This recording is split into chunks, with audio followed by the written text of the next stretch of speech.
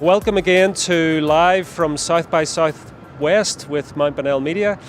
And Sebastian and I are here in downtown Austin outside the Driscoll Hotel, one of the best hotels in Austin. And we have a very special guest who I'm going to let introduce herself to you.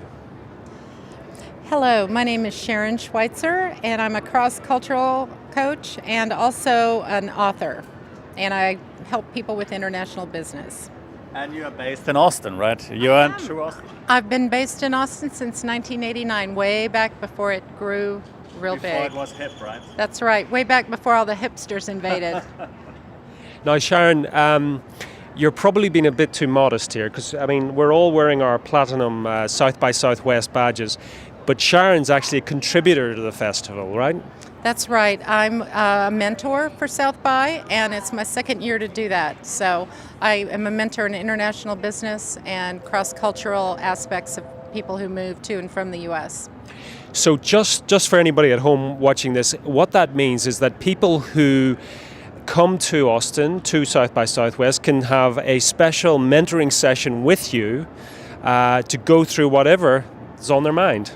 That's right. They can come and visit with whatever questions they have about starting their business, taking their business to the next step, or questions about culture. So, Sebastian, you're taking your business to the next step. Ask a question.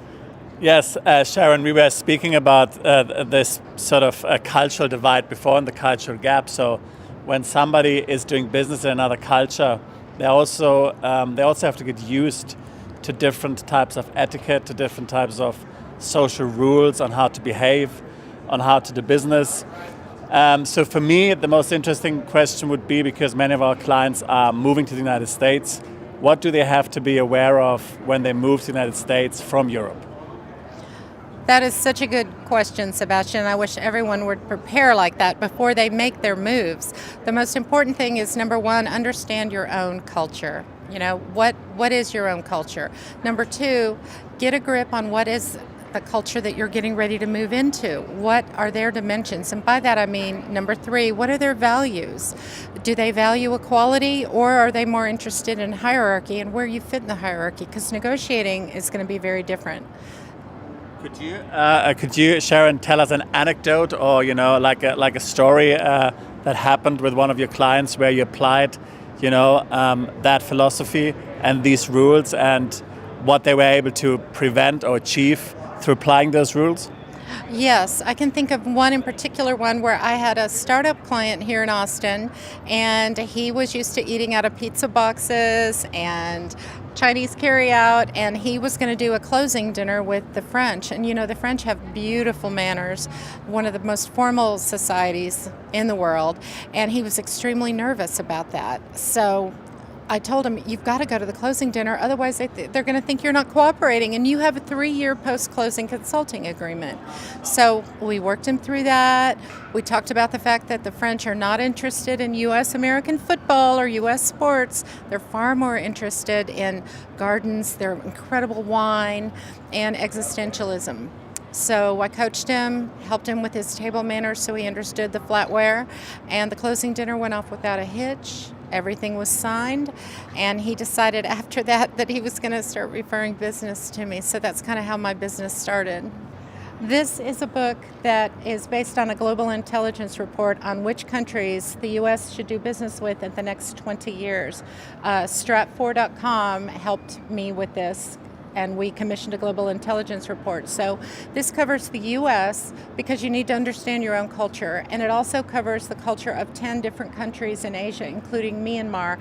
And these are the countries that are going to be at the very top of import, export, and doing business in Asia for the next 20 years. You live in Austin, right? You are an Austinite. I think that's the proper title. Yeah, it's perfect. That's right. This is our first visit to South by Southwest, and it's quite an amazing sort of feel to the place. What does South by Southwest mean for the Austin citizens? Oh, South by Southwest is the world's largest gathering of creatives, and we are such an innovative city that we love having people come from Dublin, Britain, London, wherever you may be. We love having it here because then we get the best of the best, and all the new ideas sprout here. People try out new things, and it means a lot to the city. We absolutely love South by Southwest. Well, it certainly does feel, doesn't it, Sebastian, very welcoming to everybody. Very welcoming, yeah. I mean, we have been having a great time here. We arrived yesterday. We are slightly jet lagged, but it's absolutely marvelous so far. And would you concur with Sharon that you're the best of the best? No, I wouldn't go so far. I'm sure she is. I'm not yet, but I'm trying. Well, who the best of the best may be attracted to Austin, but what I'm finding is that the people at South by Southwest are the best of Austin too. Would you not say?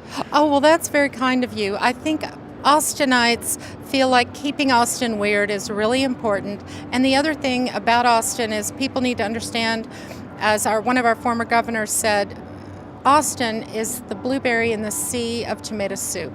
In other words, we're the very tiny liberal city in a great big conservative state of Texas. So people flock here because they can express themselves. It's a center of creativity.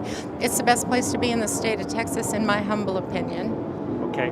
Well, I think there's some people expressing themselves behind us here. It's now getting a little bit hard to hear. Thank you for listening, and the festival continues. More reports coming up from Bonnell Media on YouTube channel and elsewhere. Check them out. Thanks a lot for listening.